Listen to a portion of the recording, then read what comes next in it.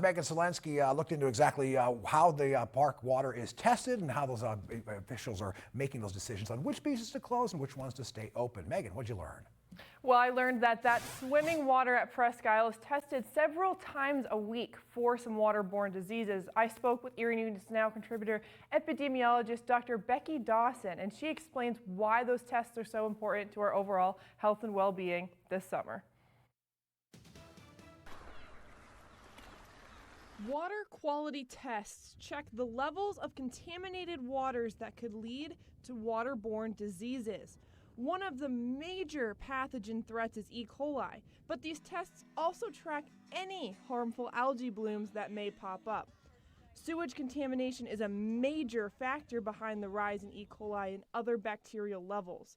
General stormwater drainage tends to bring in contamination from the surrounding area.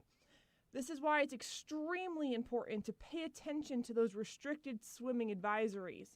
These warnings are meant to keep you and your family safe.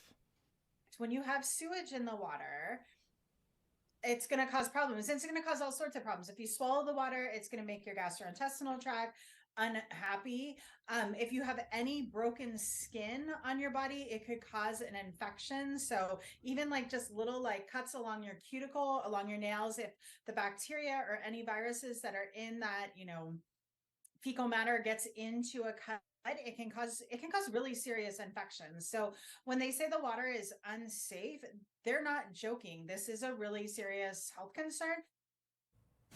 Well, during these swimming restrictions, it's important that visitors not enter the water at Presque. But before you head out to the park, you can actually check that water quality. If you go to eriecountypa.gov that I have pulled up here and scroll down, you can see there's a whole map of the park, so you're able to see where you can and can't swim. If I zoom in here to Beach 6, you'll see this red do not swim. And there's also parts of the park where your pets are not permitted, so we will obviously keep you updated as these water quality concerns arise here on erienewsnow.com. From the studio, Megan Selensky, Erie News Now.